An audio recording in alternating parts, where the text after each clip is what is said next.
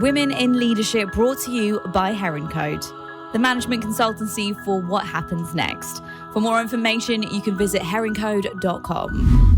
Welcome to another episode of Heroncode Women in Leadership, where every single episode we bring you something new. We bring you a different industry. We bring you a different individual. And today I'm joined by a woman who has built her career in the last 15 years in the healthcare industry within multinational companies, both in pharmaceutical and medical device sectors. She is right now working with a global medical device company championing women's health. She is phenomenal. I'm so excited to have this conversation. Please welcome to the podcast, Sarah Kaouache. How are you? Good, Nini. Very happy to be on the show. Nervous, if I have to be fully honest. No. But very excited to be here as well. Look, I think this is going to be such a great conversation because what we really want is the listeners to take away from your journey and understand how you got to where you are today. And I'm sure there's many stories and many things that you can share with us on today and where you are. But I want to take you back, because I think that that's really important to do. So what I believe, and you can correct me if I'm wrong, born in Algeria, you were raised there as well. Tell me more about that upbringing and how your childhood was. Well, I'm glad you're asking the question because I definitely share your belief about the fact that our upbringing and where we were born, at least in my case, has been fundamental in what I have become and in the way I interact with people and how I perceive the world around me. So I was born in Algeria. I'm the eldest of 3 daughters.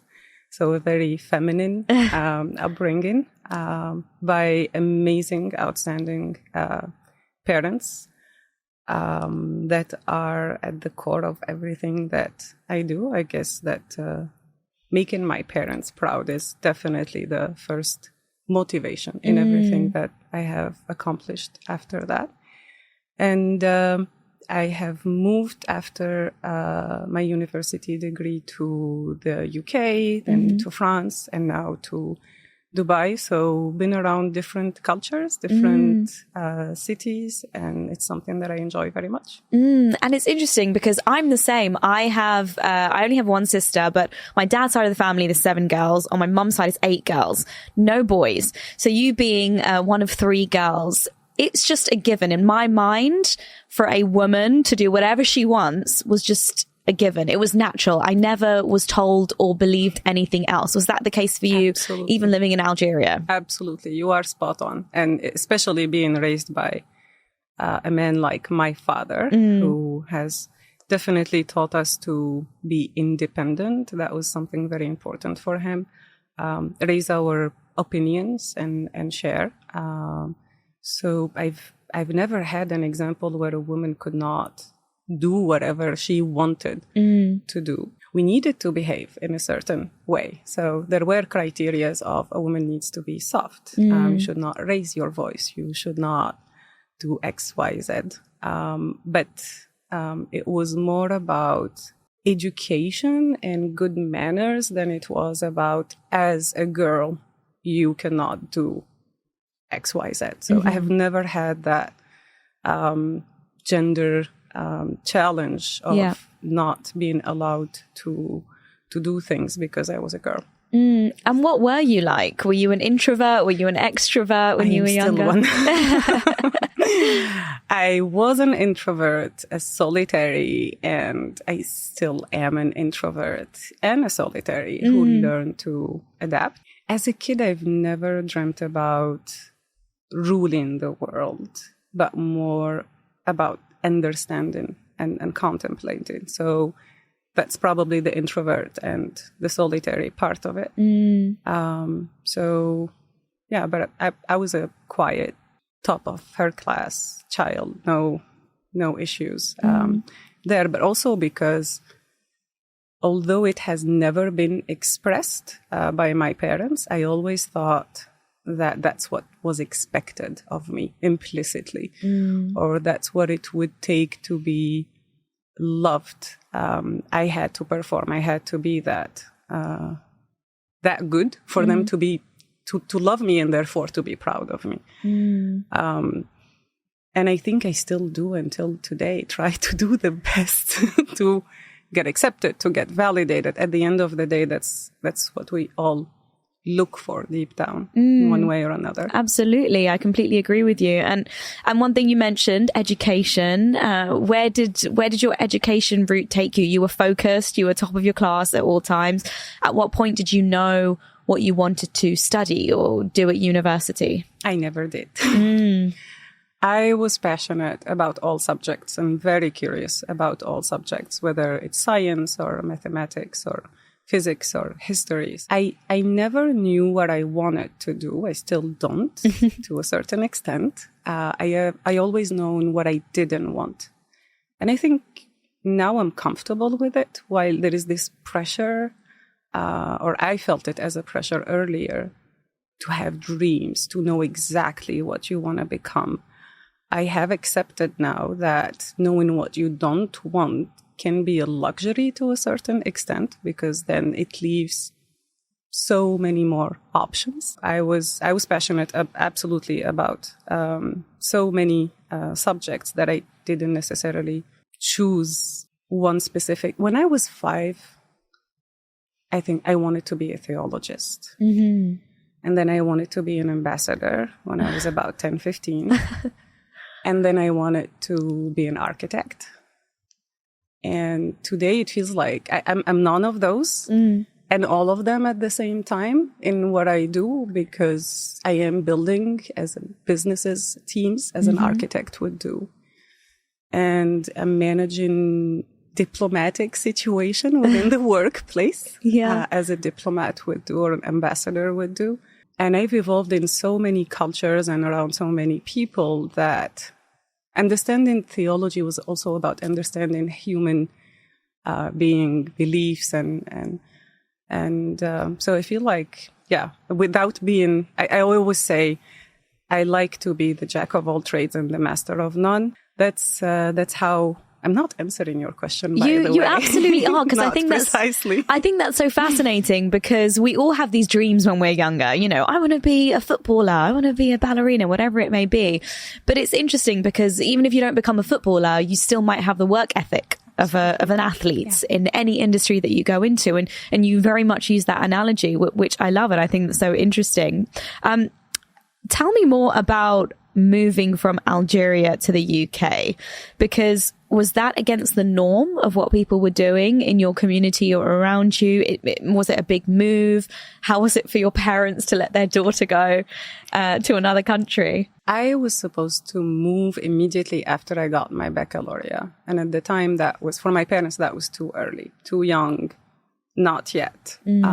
So to answer your previous question, what I studied is pharmacy. So I have a doctorate in pharmacy. At the time, they preferred for me to stay around and secure my diploma. And so that's what I did. I could have studied medicine. I could have went into law, but pharmacy seemed to be a good choice. My father has always told me you will start by wanting to do the job that you love, and then you'll end up doing the job that allows you to do what you love. And for him, pharmacy was one of those jobs that was perfect. And so after I finished, so I was very, very in a hurry to finish my study, because they promised that once I do, then I was 21. So I was supposed to go do architecture right after that. So he said, secure your future with the pharmacy. And then if you want to go into art schools or into architecture, you can do that later on. You'll still be young to take another degree. And that was the plan. And so initially I applied for an art school. I got accepted. And then they were like, okay, how about you take a year to think about it? Take a master's degree and move to London. And so I did that. And then after that, decided to go into research instead of architecture. Tried research for 2 years. I love puzzles. I love enigmas. So research. I need my brain to be kept busy. And I was an idealist at the time. I still am, but a more mature idealist, let's say. I went into research thinking it's going to be challenging and stimulating every day. And at the end, it wasn't for me. And that's where I decided to reroute my career or pivot into marketing and strategical communication in the healthcare industry. And that's probably the first choice I made for myself, I would say. Yeah. Because what's interesting here, and I think that what a lot of listeners can take away from this, is that you can have a plan, you can have a plan A, you can have a plan B. It doesn't always go that way.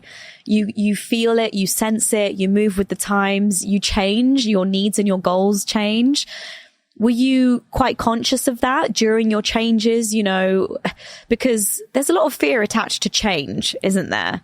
And that if you do have a set path in your mind of, I want to do this now, okay, I'm going into architecture, but then changing it up again, going into research, was that quite scary for you? How was that? Or was that quite an easy flowing process? It was an exciting one. There was no fear really about it. I'm very comfortable with changing my mind about things. I don't take it necessarily as a failure. Neither would be giving up on something, because if I do, then it doesn't mean that much for me. And if it doesn't mean that much, then why pursue something just to make a point of not being called a quitter, right? So I am very comfortable with that. So it has never been, it's after making the decision that I start to be like, okay, am I really making the right decision? So there is that instinct. Even in my career, changing from one company to another has always been a very instinctive decision. I've never left a company because I wasn't comfortable or feeling appreciated there. I loved every experience that I have had. But there is this voice that said an opportunity comes, and I've never taken job interviews, but every time I took one, I left. So there is this instinct of, okay, this is it. I do get scared once the decision is made in that transition period. And once I start the new journey, I completely forget about it, to be honest. So, wow. Wow. Well, you're a rarity then, definitely. And that's probably what's been an absolute asset to your success today. Now, moving across to different countries and, that you're experiencing so many cultures, so many human to human connections. You're learning so much about the world, the people in it. How important has that been in carving who you are today as a leader and what you do? It has been critical in being able to remain open as much as possible to other ideas, to other culture, but also to understand, going back to your initial question, the impact of the environment and the culture we grow up in, on who we become and the perspective we can have, the lens through which we view things. So I would say it has been very critical, but sometimes even within the same culture, individuals are different. I think human beings are the puzzle I'll never finish, and it's quite exciting to try to understand that part. It's the most exciting part, but it's valid for a leader. It's valid for us as just human beings. It's valid in interacting with your kids, with your siblings, with your parents, with anyone actually. So yeah, it has been definitely critical in who I am and how I have evolved. Yeah, absolutely. And I want to talk specifically about the healthcare industry now. You're best to tell me more. You've worked for multinational companies. Tell me what the scope is like when you first joined the industry for women and where it is today. My first experiences were in the pharma industry, in wider, I would say, departments, and not necessarily targeting women or working on women health as per se. Hologic, the company that I work for currently, is a medical device organization that is championing women health. And that is definitely something that I'm very proud of today, to be part of an organization that is championing women health and it is in our DNA. So I'm also very lucky to evolve in that environment and be surrounded by colleagues and by leaders who mean it, who embodies those values, who think about, I think all of them have at least a daughter, a wife, a mother, but that's the people they think of in their in doing the best they can every day. But if you ask me about the industry in general, how has it evolved? I think we still have a lot of work and improvement to do as an industry, but also within our communities, within our governments, when it comes to women healthcare and women well-being as well. There is an interesting initiative that my company has started about 2 years ago called the Global Women Health Index. And it's a multi-year comprehensive global survey that intends to help fill the critical gap about in what the world knows of women health. Like our CEO says all the time, you can only improve what you can measure, and there is no data really today to help policymakers and governments, especially in the low-income countries, work on those areas that need to be improved and how to support women health. So I'm very proud today to be part of an organization that has provided such an invaluable tool and that is spreading it. We had amazing echo in sub-Saharan Africa, for example, presenting the data, and that led to very powerful conversations and dialogue. So it's very fulfilling today for me to be. I've been part of this organization before, had to leave for other reasons, but I chose to return to this organization. And it feels like, I am where I should be right now. I love that. I think that's so important. And, you know, it's interesting because everyone has a different experience within their journey, whatever industry you're from. And every guest I've spoken to on this podcast has shared their story as being a woman in their industry. We spoke off air about this, and I think it's really important for you to share your story in that you felt like you haven't really experienced, prejudice or, any kind of negativity around you being a woman in your industry. Could you tell me more? You are absolutely right. I've never felt that being a woman was an obstacle in my career. So maybe I have been lucky, or maybe I chose places where I was accepted, for who I am. It can be, the only thing I noticed that it can be sometimes surprising to be a woman from an Arabic origin or culture. So that was the part where people would be surprised. It was more about where I come from than me being a woman. You were asking me earlier if that was not the norm for girls in Algeria to live abroad and to live in, and I think that's the perception that sometimes people would have as well. I've been blessed, I guess, and I had amazing mentors. And actually, it's a conversation that we have, whether it's with members from my team who are female or with colleagues. I do not appreciate being called a woman leader. You never hear, whenever I hear that, oh, it's so nice to have a woman in a leadership position or a woman leader. No one says a man leader as if it was just normal. If you say a leader, per default, you can guess that it's a man. And you have to put that label of woman next to it. If we really want equality and for it to be just natural and spontaneous, I feel we should I don't want to be referred to as a woman leader. I'm a leader, full stop. Yeah. That's what I would like to, or at least that's what I aspire to become. It's not that being a woman does not influence my style, or the way I perceive things, or the way I interact with my team. It definitely plays a role in it. But we cannot reduce it to that. So, yeah. Strip us of all the labels, I think. Yeah. Don't put us in a box. I would like to ask you, I mean, being the Arabic woman stigma, and I'm sure you're referring to certain situations that may have happened along your journey.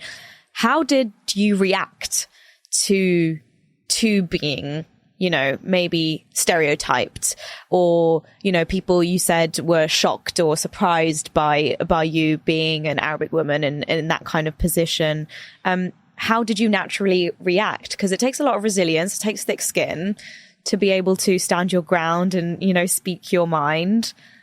What was your experience? I think you said a key word there, which is having a thick skin. I've always been comfortable with stigmas or criticism. I don't see it as a negative thing, which is a problem, by the way, when you mirror it on others and you think that they are like you. And so you're just open in the feedback because they would react differently, but that's a different topic. Yeah. It was always a very calm conversation, I guess, just giving examples of other people who have the same path and just making it normal. I've never really debated it or felt angry, hurt by it, to be honest. I understood where they come from because I'm exposed to the same media, to the same environment than the one that they are exposed to. So I understand where that comes from.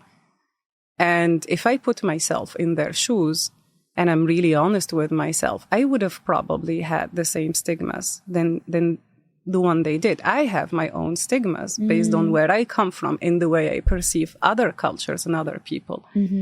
So this is why it was more of a dialogue. But I didn't feel hurt about it. You don't know what you don't know, right? So it's if you only hear about it in the news, and if all you hear about it on the news is how women are not allowed to get education or go out, or then that shapes your mind, right? And unless you have met people who take the time to explain, to show a different angle to where we come from, to the Arabic culture, I can't blame them for having those assumptions. So I was very calm about it. Yeah, I think it's a level of conditioning, isn't it? And, you know, it's our, I guess, responsibility to either let them be or just recondition or give them the option of new information to re-educate them. On your bio, it says Sarah is often referred to as cold-headed, warm-hearted.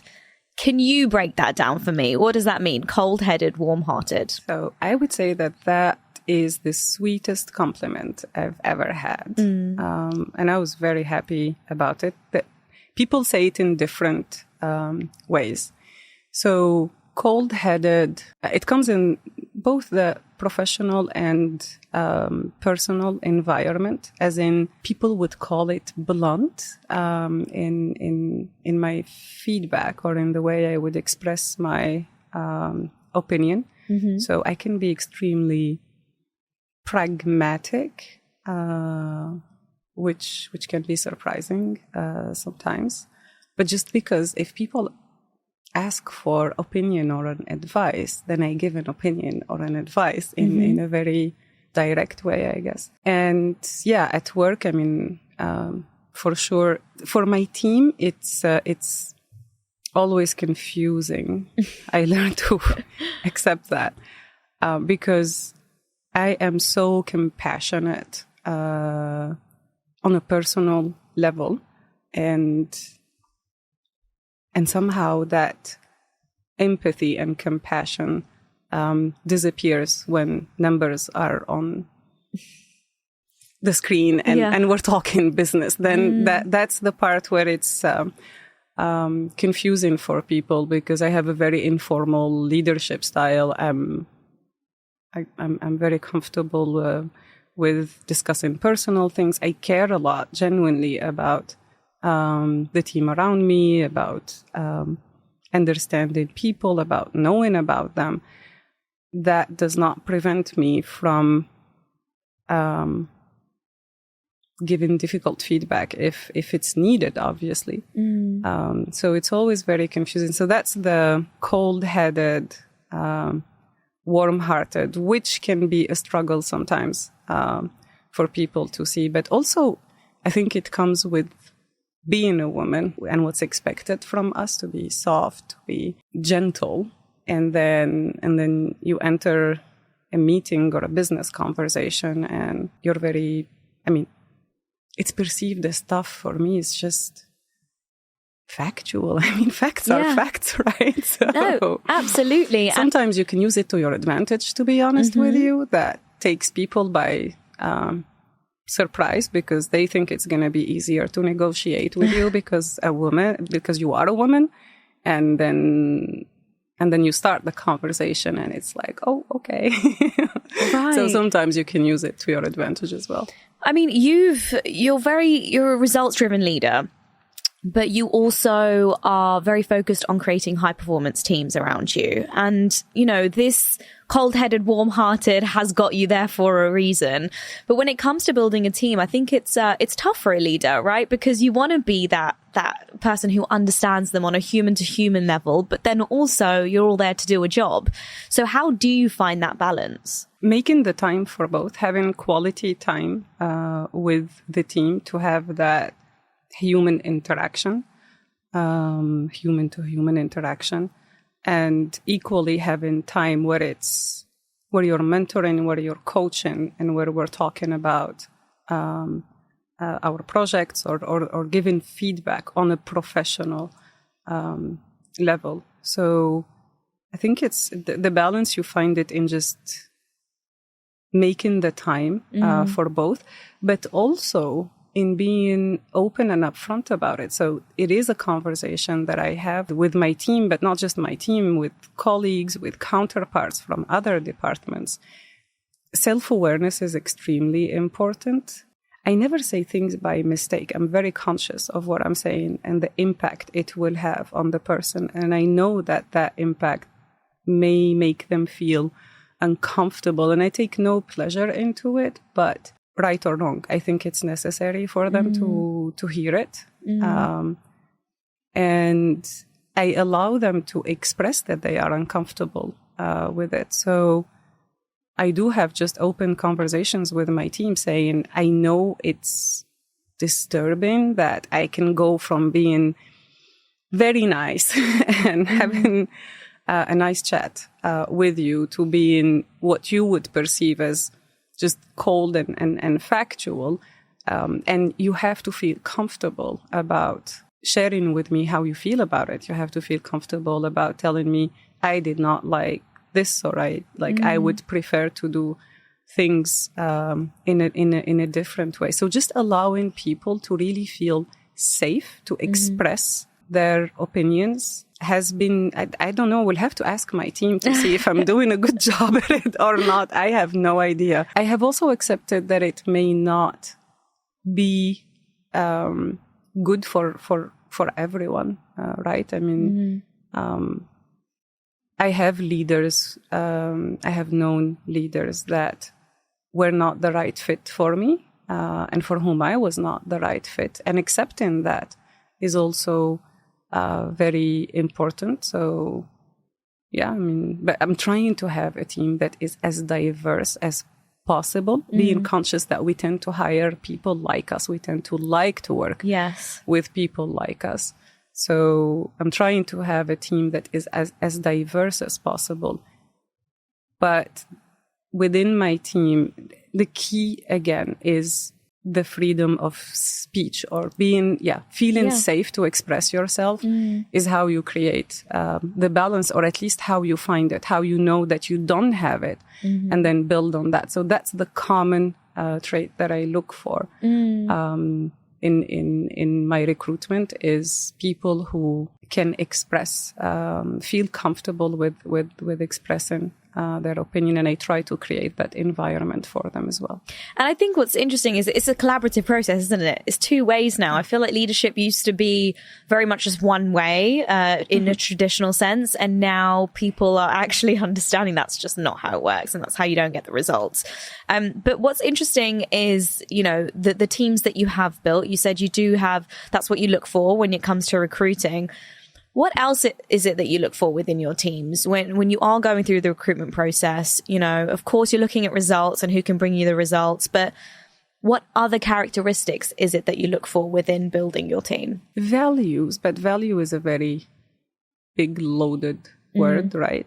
Accountability is critical within my team. Ownership, both go hand in hand, I guess. That's the essence, really. I mean, just accountability and ownership. I feel that if you have that, then the rest is the logical consequence, because if you feel accountable, you will do the best you can for yourself and for the team and for the company. The sense of ownership is very important to me, because I feel if you have it, your mistakes and you know how to share your successes and recognize the value and the contribution of every team member or every colleague. So I find those two to be the essence, And then just critical thinking, open feedback is something also very important. The rest, I can teach people skills. I cannot teach them values. I cannot change who they are, right?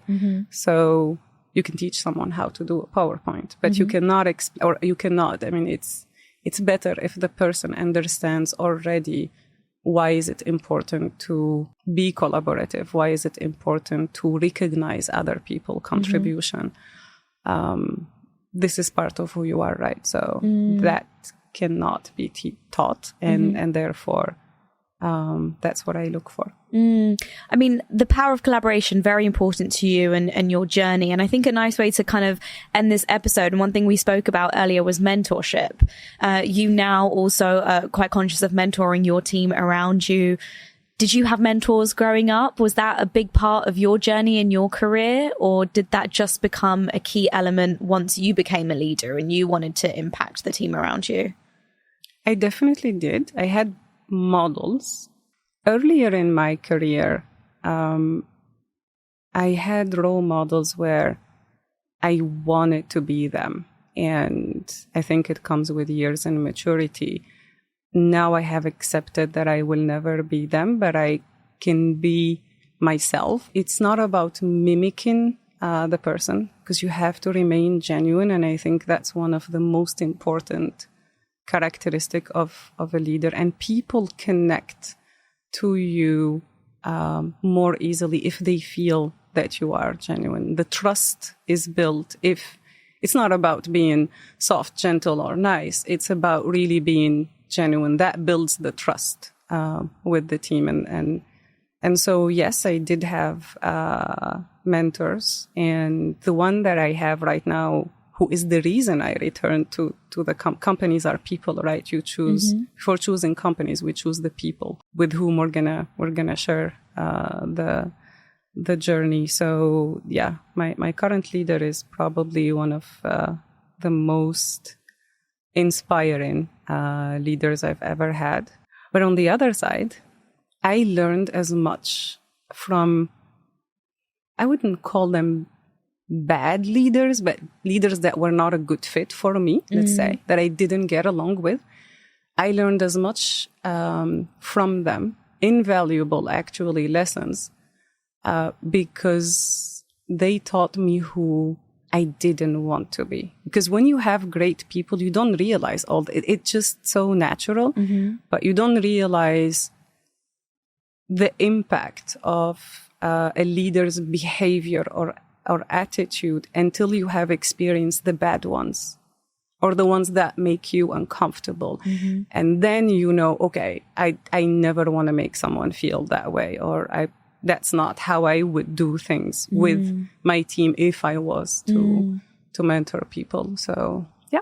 It makes you more conscious of it moving forward as a leader and with your team. Sarah, I've enjoyed this conversation so much.